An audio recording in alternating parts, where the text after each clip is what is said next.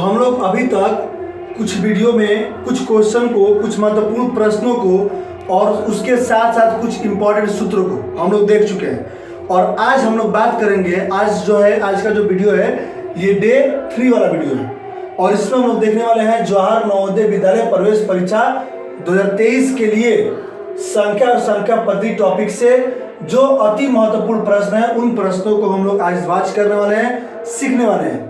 और अब तक जो है डे 2 तक का जो वीडियो था उसमें हम लोग कुल 23 प्रश्न को देख चुके हैं और अभी हम लोग बात करेंगे प्रश्न नंबर 24। बहुत आसानी से, सहजता के साथ प्रश्नों को सीखेंगे। आइए देखते हैं क्वेश्चन नंबर 24। क्वेश्चन नंबर 24 में कह रहा है किसी संख्या के 5वें भाग में से 5 घटाने पर 5 प्राप्त होता है तो संख्या ज्ञात कीजिए। संख्या दिया नहीं है, संख्या पूछ रहा है तो हम लोग लिखेंगे माना कि संख्या बराबर x। जब किसी प्रश्न में संख्या नहीं दिया हो तो संख्या को मान लेता है। उसके बाद हम लोग लिखेंगे प्रश्नानुसार। इसका मतलब ये कि प्रश्न के अनुसार, प्रश्न क्या कर रहा है, किसी संख्या के 5वें भाग, 5वें भाग का मतलब होता है 1/5 और संख्या है x। x का 1/5 करेंगे आप लोग तो आ जाएगा x/5। तो संख्या के 5वें भाग में से 5 घटाने पर इसमें से 5 घट गया, 5 प्राप्त होता है तो बराबर में क्या आ गया 5। तो संख्या ज्ञात कीजिए। संख्या का मतलब क्या, हमें x का मान ज्ञात करना है। देखिए कैसे होगा, इसको हम लिखेंगे x/5 इक्वल में 5, जो -5 दिख रहा है इसका साइड हम लोग चेंज करेंगे तो ये हो जाएगा यहाँ पर +5। इसके बाद x/5 बराबर 5 ऐड करेंगे तो क्या आ जाएगा 10। अब x बराबर 10, 5 जो नीचे है 5 का साइड हम लोग चेंज करेंगे, इस साइड आएगा तो मल्टीप्लाई में हो जाएगा और x बराबर क्या आया 50। x क्या था, x था संख्या, तो हम लोग यहाँ पर लिखेंगे अतः संख्या बराबर 50 और ये हो जाएगा इस प्रश्न का आंसर। आगे बढ़ते हैं हम लोग क्वेश्चन नंबर 25 की तरफ। क्वेश्चन नंबर 25 कह रहा है किसी संख्या के 2/5 भाग के 1/3 का 1/4 15 है तो इस संख्या का 40% ज्ञात कीजिए। अगर हमें संख्या मिल जाएगा तो हम संख्या के 40% निकालेंगे और 40% जो हम निकालेंगे वही इस प्रश्न का उत्तर हो जाएगा। तो इसमें भी संख्या नहीं दिया है, कोई बात नहीं, हम लोग संख्या को मान लेंगे।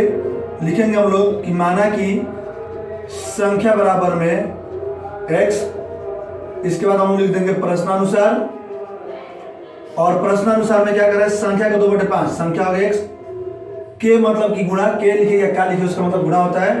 तो इसका 2/5 तो यह जाएगा 2x/5 क्या 1/3 का मतलब गुणा और 1/3 मतलब कि 1/3। फिर करें का मतलब गुणा, 1/4 मतलब कि 1/4 क्या है, कर है 15 है तो बराबर हम लोग लिख देंगे 15। आगे बोल रहा है तो इस संख्या का 40% ज्ञात कीजिए। इतना तो दे रहा है, हमें निकालना है संख्या का 40%। उससे पहले हम लोग को निकालना होगा संख्या।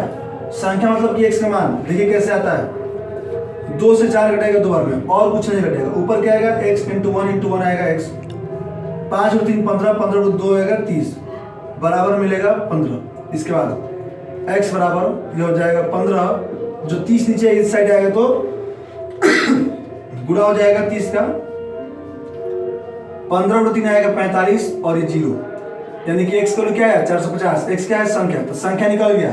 संख्या का 450 मतलब कि 450 का तो क्या मतलब गुणा 40% मतलब 40/100, 2 0 से 2 0 कट जाएगा और 45 × 4 क्या जाएगा 180। तो यहाँ पर इस प्रश्न का जो उत्तर आएगा 180 आ जाएगा। मुझे पूरा विश्वास है कि ये प्रश्न आप लोगों को बहुत अच्छे से समझ में आ गया होगा। आगे हम लोग बढ़ते हैं, बात करेंगे क्वेश्चन नंबर 26 का। इसमें कह रहा है एक संख्या का 3/4 इस संख्या के 1/3 से 60 अधिक है, संख्या ज्ञात कीजिए। इस प्रश्न में भी संख्या नहीं दिया है, हम लोग संख्या मानेंगे, उसके प्रश्नानुसार जो बोल रहा है वो कर देंगे और लास्ट में कह रहा है संख्या ज्ञात कीजिए, तो जो x का मान आएगा वही इस प्रश्न का उत्तर हो जाएगा। आइए देखते हैं कैसे ये सॉल्व होगा। हम लोग लिख देंगे यहाँ पे माना कि संख्या बराबर x, माना कि संख्या बराबर में x। इसके बाद प्रश्नानुसार, प्रश्न क्या कर रहा है उसके अनुसार काम करना है।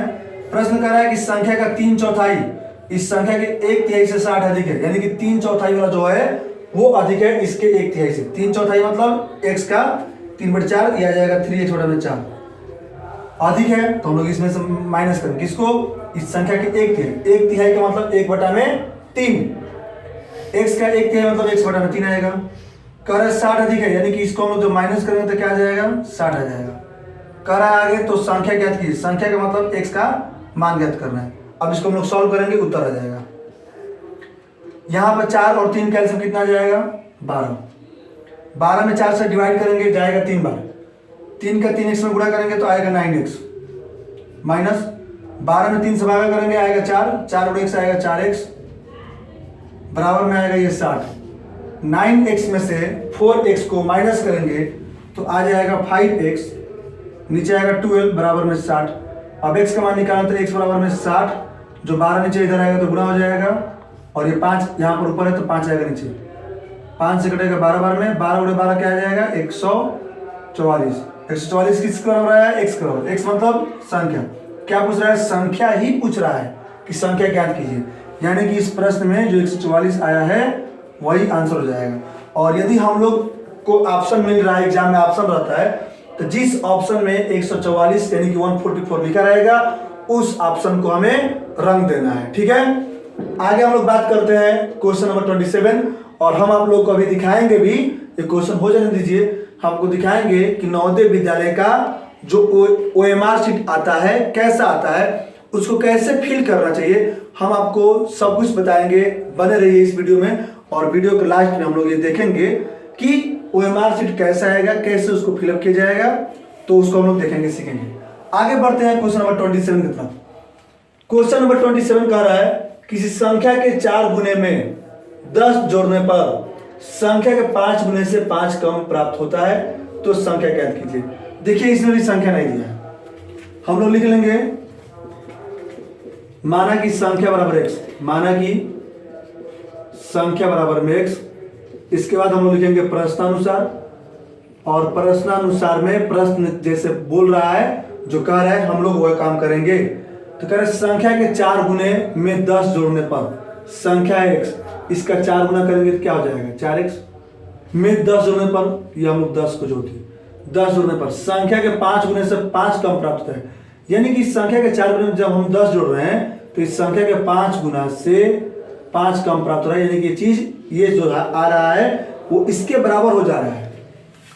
आगे कह रहा है संख्या ज्ञात कीजिए, संख्या मतलब x, क्योंकि संख्या में तो x ही माने हैं, तो हमें x का मान मालूम करना है, पता करना है कैसे आएगा x का वैल्यू। तो हमें जैसा बोला गया प्रश्नानुसार में हमने वैसा कर दिया, इसी को सॉल्व करके हम लोग x का मान निकाल देंगे। x का जो वैल्यू आएगा वो वैल्यू संख्या रहेगा, और संख्या ही पूछ रहा है, तो इस तरह से हम लोग ये प्रश्न हल कर लेंगे। तो हम लोग यहाँ पर लिखते हैं 5x, 4x जो यहाँ प्लस में इस साइड आएगा तो हो जाएगा माइनस में, यहाँ पर आएगा 10, जो 5 माइनस में हो जाएगा प्लस में, 10 5 15। 5x में से 4x को माइनस करेंगे तो आएगा x, 1x आएगा, 1x का मतलब x, x को कितना आया 15। हम लोग ये भी लिख सकते हैं यहाँ पर कि अतः संख्या बराबर 15, और यही जो है इस प्रश्न का आंसर हो जाएगा।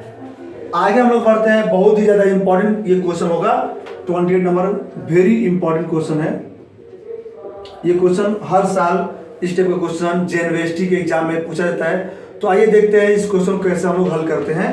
क्वेश्चन कह रहा है कि पुस्तक के 3 बंडल है, 3 को बंडल है पुस्तक के, पहले बंडल का भार दूसरे बंडल के भार से 4 किलोग्राम कम है। अब इसी का मतलब समझिए, जो पहले बंडल का भार है, पुस्तक के 3 बंडल है, 1 2 3 बंडल है, लेकिन जो पहला बंडल का भार है वो दूसरे बंडल के भार से 4 किलोग्राम कम है, यानी कि जो पहले बंडल का भार है वो दूसरे बंडल के भार पर डिपेंड कर रहा है।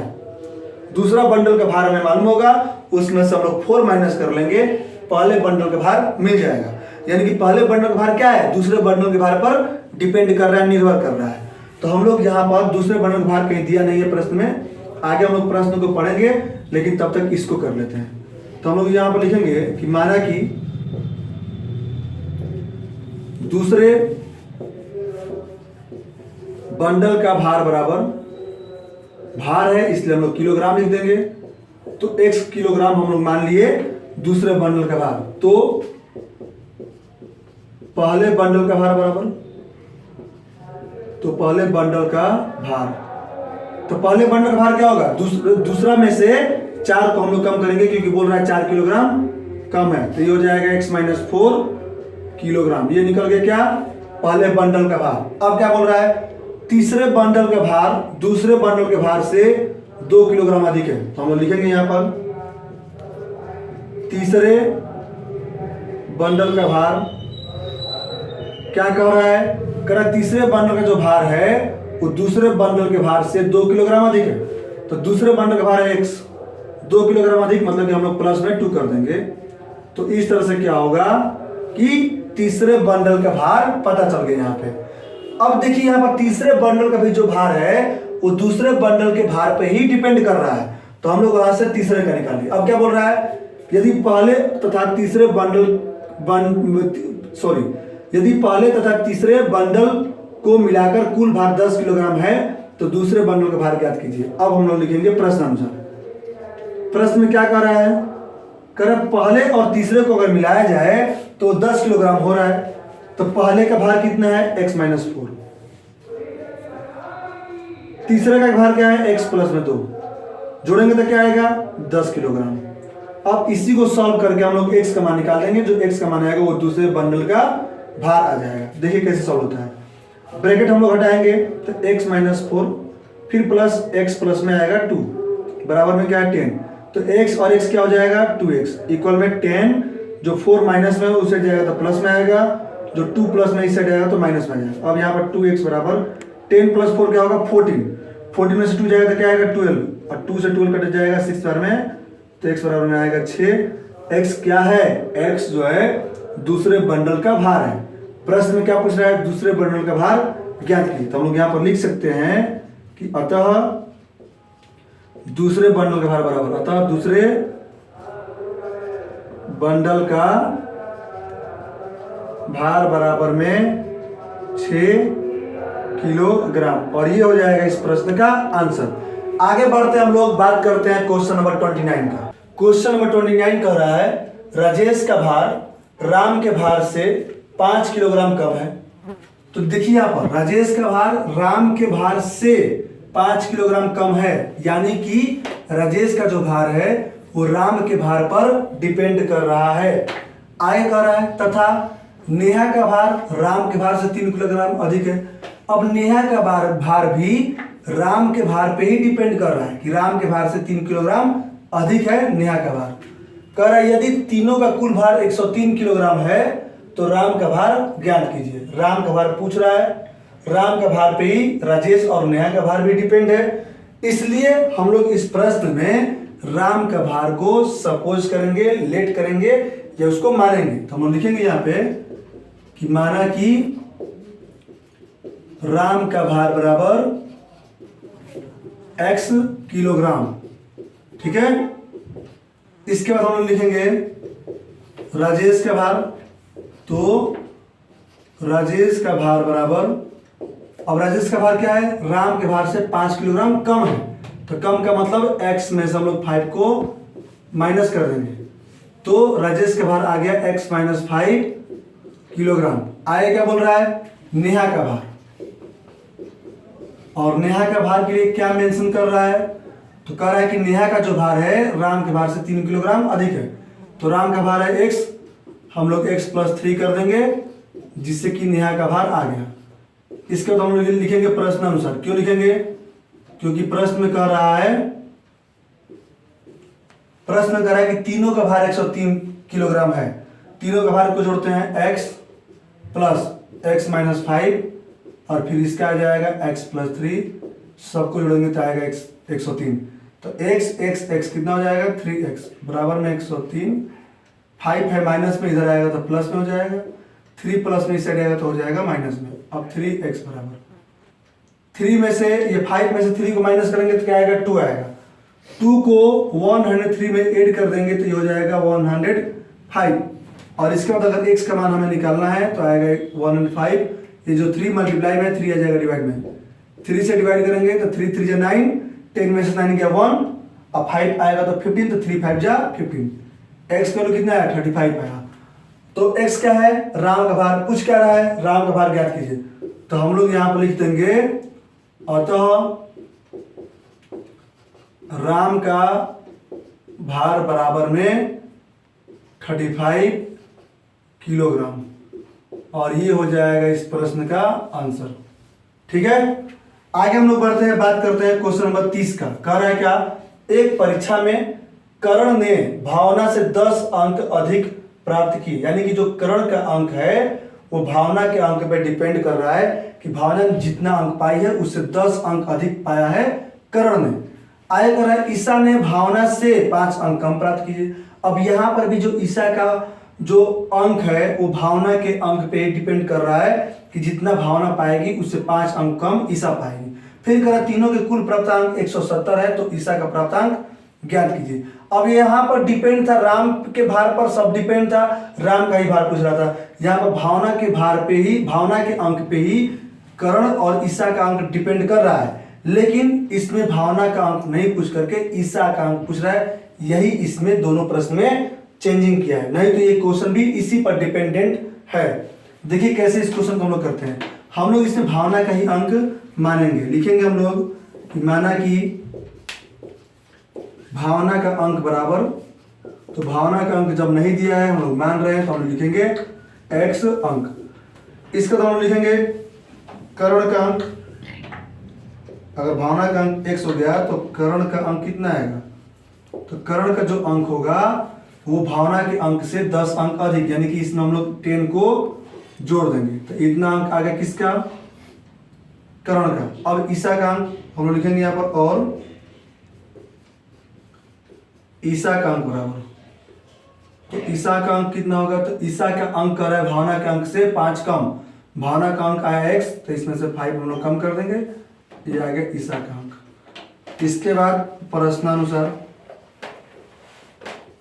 और क्या कह रहा है इसमें, कह रहा है तीनों के कुल प्राप्तांक 170 है, तीनों का अंक हम लोग जोड़ते हैं, हम लिखेंगे x प्लस में x प्लस 10, फिर यहाँ से आ जाएगा x माइनस में 5, और बराबर में हो जाएगा 170। तो यहाँ पर देखिए x x x 3x हो जाएगा, 10 माइनस 5 आएगा 5 इक्वल में 170। अब यहाँ पर 3x बराबर में 170, 5 है प्लस में इस साइड आएगा तो माइनस में, ये आ जाएगा 165, यहाँ पे क्या आएगा 3x।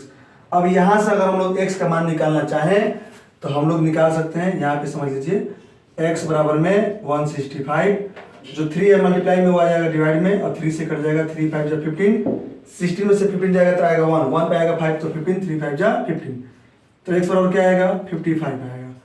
और x का मतलब क्या, भावना का अंक है ये। अब कह रहा है ईशा का प्राप्तांक ज्ञात कीजिए, तो ईशा का प्राप्तांक क्या है, x माइनस 5 है, तो हम लोग लिखेंगे यहाँ पर कि ईशा का अंक बराबर में, ईशा का अंक कह रहा है, ईशा का अंक पूछ रहा है, ईशा का अंक है x माइनस 5, x कितना आया 55, तो 55 माइनस में हम लोग 5 कर लेंगे, ईशा का अंक आ जाएगा 50। ये हो जाएगा इस क्वेश्चन का आंसर। आगे हम लोग बढ़ते हैं, बात करेंगे 30 के बाद 31 नंबर क्वेश्चन का। देखिए इस क्वेश्चन में क्या कर रहा है, कह रहा है एक दूध वाले के पास 48 लीटर दूध है, इसका 5/8 भाग एक परिवार द्वारा लिया गया, 3 लीटर दूध दूसरे परिवार ने लिया, शेष दूध को अब बनाना है 20 लीटर। क्या कह रहा है, शेष दूध को 20 लीटर दूध 20 लीटर बनाने हेतु दूध की कितनी मात्रा डाली जाएगी। यानी कि एक दूध वाला है, उसके पास कुल 48 लीटर दूध है, इसका 5/8 भाग एक परिवार द्वारा लिया गया। तो हम लोग लिखेंगे यहाँ पर कि एक परिवार लेता है कितना दूध, तो 48 लीटर दूध कुल था, इसका 5/8 भाग ले लिया है, तो 8 से कटेगा 6 बार में, 6 × 5 आएगा 30, यानी कि एक परिवार जो है वो 30 लीटर दूध ले लिया। कह रहा है क्या, 3 लीटर दूध दूसरे परिवार ने लिया, तो हम लिखेंगे दूसरे परिवार ने लिया, दूसरे परिवार ने लिया, कितना लिया, तो ये लेता है 3 लीटर दूध लेता है, 3 लीटर दूध लिया। पहला परिवार लेता है 30 लीटर दूध और दूसरा परिवार ने लिया 3 लीटर दूध। अब हम लोग देखते हैं कि दोनों को मिला के कुल कितना लीटर दूध हो गया। तो कुल दूध जो लिए हैं दोनों मिलकर के 30 + 3 हो जाएगा, यानी कि 33 लीटर दूध उस दूध वाले का बिक गया है, यानी कि उसके पास 48 लीटर दूध था दोनों परिवार को मिला के 33 लीटर दूध वो दे चुका है। अब उसके पास शेष कितना दूध बच गया, तो शेष दूध बराबर कुल उसके पास दूध था 48, जिसमें से दो परिवार को मिला करके 33 लीटर दूध दे दिया है। तो अब उसके पास कितना दूध बचेगा, तो 8 में से 3 गया 5 और 4 में से 3 गया 1, 15 लीटर जो है दूध उसके पास बच गया है। तो इस 15 लीटर को 20 लीटर कह रहा है, शेष दूध बच गया 15 लीटर, तो इस 15 लीटर को 20 लीटर बनाने के लिए दूध की कितनी मात्रा डाली जाएगी इस 15 में, ताकि 20 हो जाए। तो हम लोग लिखेंगे यहां पर दूध की डाली जाएगी मात्रा बराबर, तो हम लोग 20 में से 15 को माइनस कर देंगे और ये आ जाएगा कितना 5 लीटर। इस प्रश्न का आंसर हो जाएगा। आगे हम लोग बढ़ते हैं, क्वेश्चन नंबर 32 पे आते हैं।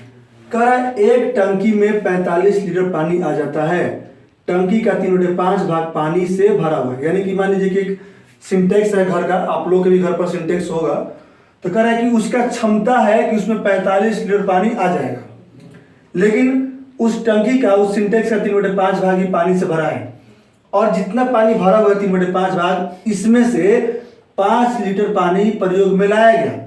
तो इस टंकी में कितना पानी और डाला जाए कि यह फिर पूरी तरह भर जाए।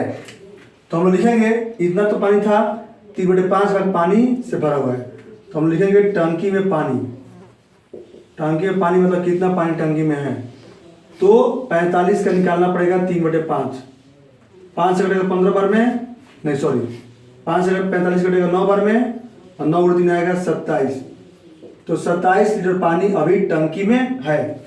अब इसमें से 5 लीटर पानी प्रयोग में लाया गया, तो शेष पानी कितना बच गया, शेष पानी तो 27 में से हम लोग 5 घटा लेंगे, तो 22 लीटर पानी उसमें अभी है। अब कह रहा है क्या इस टंकी में कितना पानी और डाला जाए या फिर पूरी तरह भर जाए। पूरी तरह भरने का मतलब कि 45 लीटर पानी इसमें फिर से आ जाए। तो हम लोग लिखेंगे कि पूरी तरह भरने के लिए डाला जाएगा पानी बराबर, तो 48 में से हम लोग 22 को हटा देते हैं, तो 8 में से 2 गया 6 आएगा, 4 में से 2 गया 2, 26 लीटर पानी जो है उसमें डाला जाएगा। ये हो जाएगा इस प्रश्न का आंसर। आगे हम लोग बढ़ेंगे, बात करते हैं क्वेश्चन नंबर 33 का। तो अभी हम लोग बात करेंगे क्वेश्चन नंबर 33 का। ये क्वेश्चन कर रहा है कि एक स्कूल में 26 कमरे हैं, प्रत्येक कमरे में 4 पौधे लगाए गए हैं। यदि एक पौधे में 2 कप पानी डाला जाता हो तो कुल कितने कप पानी सभी पौधों के लिए चाहिए। अब देखिए स्कूल में 26 कमरे, प्रत्येक कमरे में 4 पौधे, तो कुल पौधे कितने हो गए। तो हम लिखेंगे पहले कुल पौधे बराबर, अब एक कमरे में 4 पौधे हैं और कुल कमरे 26 हैं, तो हम लोग गुणा कर देंगे, कितना आ जाएगा ये 4 6 24 के 4 हासिल 2 और 4 गुणे 2 8 और 2 10, 108 पौधे हो जाएंगे। आगे कह रहा है कि यदि एक पौधे में 2 कप पानी डाला जाता है तो कुल कितने कप पानी सभी पौधों के लिए चाहिए। तो हम लिखेंगे कुल कप पानी बराबर, अब 104 पौधे हैं और एक पौधे में 2 कप पानी, तो कुल मिलाकर के 208 कप पानी की आवश्यकता है, तभी जाकर के हम लोग सभी पौधों में 2-2 कप पानी डाल पाएंगे। आगे आते हैं हम लोग क्वेश्चन नंबर 34 पे। ये क्वेश्चन कर रहा है कि एक स्कूल के 200 छात्रों में प्रत्येक 5 में से 3 छात्र क्रिकेट खेलना पसंद करते हैं। तो ये प्रत्येक 5 में से ये 3, यानी कि जो रेशियो है वो 3/5 का है, कि 5 अगर हम लोग छात्र को लेते हैं तो इस 5 में से ये 3 छात्र क्रिकेट खेलना पसंद करते हैं और कुल छात्र हैं 200। तो कह रहे कुल कितने छात्र इस खेल को खेलना पसंद नहीं करते हैं। तो हम लोग पहले निकालेंगे, हम लोग लिखेंगे कि क्रिकेट खेलना पसंद करते हैं बराबर में 200 का 3/5, तो 5 से कट जाएगा 40 में, 40 में 3 आ जाएगा 120, यानी कि 120 छात्र ऐसे हैं जो क्रिकेट खेलना पसंद करते हैं। तो आगे हम लिख देंगे कि क्रिकेट खेलना पसंद नहीं करते हैं, क्रिकेट खेलना पसंद नहीं करते हैं, बराबर। तो कुल छात्र हैं 200, इसमें से 120 क्रिकेट खेलते हैं, तो कितने क्रिकेट नहीं खेलते हैं माइनस कर दीजिए। 80 छात्र ऐसे हैं जो क्रिकेट खेलना पसंद नहीं करते हैं। आगे हम लोग आते हैं, बात करेंगे क्वेश्चन नंबर 35 का। ये कह रहा है किसी संख्या का 1/2 का 5/8 का 4/7 22 है, तो वह संख्या ज्ञात कीजिए। संख्या नहीं दिया है, हम लोग संख्या मानेंगे। हम लोग लिखेंगे कि माना कि संख्या बराबर x, इसके बाद लिख देंगे हम लोग प्रश्नानुसार। अब कह रहा है क्या, संख्या का 2/5, तो ये हो गया संख्या का 2/5 का 5/8, तो का 5/8 का मतलब गुणा होता है, का 4/7 मतलब कि गुणे 4/7 22 है, तो बराबर में 22। कह रहा है संख्या ज्ञात कीजिए। संख्या क्या है x, हमें क्या करना होगा, x का मान निकालना है। कैसे निकालेंगे, देखिए ये देखिए 5 से 5 कट जाएगा, ये 5 से 5 कट गया, 4 से 8 कटेगा 2 बार में, और 2 से 2 कट गया 1 बार में। ऊपर क्या मिला, x × 1 आया x, नीचे क्या मिलेगा 7, बराबर में क्या आएगा 22। अब x बराबर 22, ये 7 जो नीचे इधर आएगा तो मल्टीप्लाई में हो जाएगा, और 22 में 7 हो जाएगा 154। तो x क्या है, संख्या, x कितना आया 154, कुछ क्या रहा है, संख्या ज्ञात कीजिए। तो आगे हम लोग लिख देंगे कि अतः संख्या बराबर में 154, ये हो जाएगा इस प्रश्न का आंसर। ठीक है, और इस संख्या और संख्या पद्धति का अंतिम प्रश्न 36 नंबर हम लोग अभी देखेंगे। और ये रहा कुछ महत्वपूर्ण क्वेश्चन। हम आप लोगों को कुल 36 क्वेश्चन इस लेसन के बारे में बताए हैं। इसी क्वेश्चन के आधार पे, इसी क्वेश्चन के बेस पे संख्या और संख्या पद्धति से यूनिवर्सिटी के क्वेश्चन बनते हैं। तो आप लोग इसको ध्यान से एक बार और समझ लीजिएगा, सारा वीडियो वॉच कर लीजिएगा अगर आप वॉच नहीं किए होंगे तो। और यदि वीडियो सब अच्छी लगी हो, अगर आपको पढ़ाई का तरीका और पढ़ाई समझ में आ रहा हो, अच्छा लगा हो, तो आपसे कोई फी नहीं मांगा जा रहा है। बस हम इतना आप लोगों से जरूर कहेंगे कि हमारे चैनल को सब्सक्राइब करना मत भूलिएगा, और आप अपने दोस्तों के साथ भी इस वीडियो के लिंक को शेयर जरूर कीजिए, ताकि अधिक से अधिक बच्चे इस एजुकेशन को समझ पाए, सीख पाए, और नवोदय विद्यालय जैसे अच्छे स्कूलों में पहुंच पाए। आइए देखते हैं क्वेश्चन नंबर 36। कह रहा है क्या, 144 का 3/4 गुना 96 के 2/3 गुने से कितना अधिक है। तो पहले हम लोग निकालेंगे 144 का 3/4 का मतलब गुणा, इसका 3/4 निकालते हैं, और इधर 96 का 2/3 निकालेंगे। 4 से घटाएंगे 144, तो 4 से 3 बार जाएगा तो पहले आएगा 12, 14 में से 12 आएगा तो आएगा 2, 2 पे 4 आएगा 24, तो 4 से जाएगा 6 बार। 36 में 3 करेंगे तो यह आ जाएगा 108। इसको सॉल्व कीजिए, क्या आता है, 3 से सॉल्व करेंगे तो 3 से जाएगा 3 बार तो आएगा 9, 3 से 2 बार जाएगा तो आ जाएगा 6। अब 32 में 2 क्या आएगा 64। कह रहा था कितना अधिक है, ये अधिक है ये कम है, कितना अधिक है, तो इसमें से माइनस कर लीजिए। 8 में से 4 गया 4, और 10 में से 6 जाएगा 4, यानी कि 44 अधिक है, और ये हो जाएगा इसका आंसर। ठीक है, तो ये यहीं पे समाप्त होता है। लेकिन मैं आप लोगों से बताया हूं कि हम लोग देखेंगे कि यूनिवर्सिटी यानी कि जवाहर नवोदय विद्यालय की परीक्षा में ओएमआर शीट कैसा होता है। तो देखिए ये ओएमआर शीट है, और ये ओएमआर शीट में इस तरह से आएगा। सबसे पहले आप लोग क्या करेंगे, यहाँ पर रोल नंबर जो आपका मिलेगा एडमिट कार्ड प्रवेश पत्र, उसमें से रोल नंबर इसे भर लेंगे। बॉक्स जो बना हुआ है, बॉक्स में रोल नंबर आना चाहिए, एक एक अंक आना चाहिए। और आप लोग क्या करेंगे इसमें कि ऐसे नंबर को लिखेंगे कि इस बॉक्स को नंबर कहीं से भी टच नहीं करना चाहिए। बॉक्स के बीचों बीच ज्यादा छोटा भी नहीं और ज्यादा बड़ा कर देंगे तो टच हो जाएगा। तो इसको ध्यान दीजिएगा आप लोग कि ज्यादा छोटा हो नंबर ना बड़ा हो। यहाँ पर लिखा है अभ्यर्थी का नाम, नेम ऑफ द कैंडिडेट, और कह रहा है कैपिटल लेटर में। तो यहाँ पर आप लोग अपना नाम लिखेंगे, अंग्रेजी के बड़े शब्द में नाम लिखना है, और नाम आप लोग का टच नहीं होना चाहिए इस बॉक्स में, ना ज्यादा बड़ा लिखना है ना ज्यादा छोटा। और जैसे मान लीजिए किसी का नाम है अमन कुमार, चाहे अमन सिंह, तो अमन लिख के थोड़ा सा गैप छोड़ करके फिर सिंह, ऐसे लिखेंगे। इसके बाद कह रहा है पिता का नाम बड़े अक्षर में यानी कि फादर्स नेम, इंग्लिश में लिखेंगे कैपिटल लेटर में। तो जो भी आपके पापा का नाम फार्म में भरा गया होगा वो आप लोग नाम लिखेंगे और इंग्लिश के बड़े अक्षर में।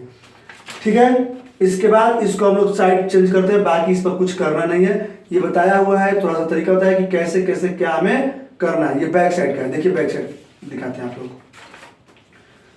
वही रोल नंबर जो आप लोग का था यहाँ पर भर देंगे, और जो जो अंक आएगा उस अंक को इसमें रंगेंगे। जैसे मान लीजिए कि पहला अंक आपका 4 है, तो इसमें 4 पे आप लोग पूरा 4 को कलर कर देंगे। प्रश्न पुस्तिका लिखा है, मुख्य प्रश्न पुस्तिका, मुख्य प्रश्न पुस्तिका पर यहाँ पर एक नंबर रहता है, ये जो नंबर रहेगा वही नंबर इसमें आप लोग भर देंगे और उसको इसमें फिर रंगेंगे। जो नंबर रहेगा उसको आप लोग कलर करेंगे। रोल नंबर फिर से लिखना है, यहाँ पर कर देना है। कर रहा है प्रश्न पुस्तिका संख्या, वही प्रश्न पुस्तिका संख्या यहाँ पर करना है। स्टेट, डिस्ट्रिक्ट और ये ब्लॉक और सेंटर का कोड होता है, वो कोड आप लोगों के जो एडमिट कार्ड होता है, उस एडमिट कार्ड रहता है, उस कोड को यहाँ से कर लेना है। इसके बाद आप लोग को यहाँ पर जहाँ पर लिखा गया signature of candidate in running hand, आप लोग को रनिंग हैंड में यहाँ पर आप लोग को अपना जो है नाम लिखना है। साइन मत कीजिएगा, जैसा फार्म पे आप लोग साइन किए होंगे, अपना नाम लिखे होंगे, वैसे यहाँ पे करना है। यहाँ पर जो इन्विजिलेटर रहेगा, जो उसमें टीचर रहेंगे जो आप लोग का एग्जाम को देख रेख कर रहे होंगे, वो यहाँ पर अपना साइन करेंगे। और यहाँ पर भी आप लोगों को कुछ नहीं करना होता है, ठीक है। ये जो है इन्विजिलेटर और सेंटर जहाँ पे आप लोग का होगा एग्जाम, उसका काम होता है। और बाकी इस ऑप्शंस में जैसे पहला क्वेश्चन किए, उसका ऑप्शन नंबर आ रहा है बी, तो इसमें बी को आप लोग कलर कर देंगे। अगर आप लोग का बी आया और आप लोगों ने ऐसा कर दिया, जैसे मान लीजिए कि यहाँ पर पहला क्वेश्चन के आगे 4 ऐसे बना हुआ है और इसमें लिखा है ए, बी और सी और डी। आपने क्या किया, बी को थोड़ा सा रंग दिया और पता चला कि बी नहीं होगा, तो इसको कट करके सी को रंग रहे हैं पूरा, तो आप लोग का ये गलत हो जाएगा क्वेश्चन। एक बार में आप लोग को एक ही जो है गोला भरना होता है, एक ही सर्किल को पूरा का पूरा ब्लैक करना होता है। सर्किल आपकी बाहर नहीं जानी चाहिए। सर्किल अभी नहीं कि आप लोग रंग रहे हैं तो इतना छूट गया, यहाँ पर ऐसा नहीं होना चाहिए। पूरा कंप्लीटली आप लोग उसको रंगेंगे और ये काम पूरा पूरा 80 क्वेश्चन में आप लोग करेंगे, ठीक है। आगे हम लोग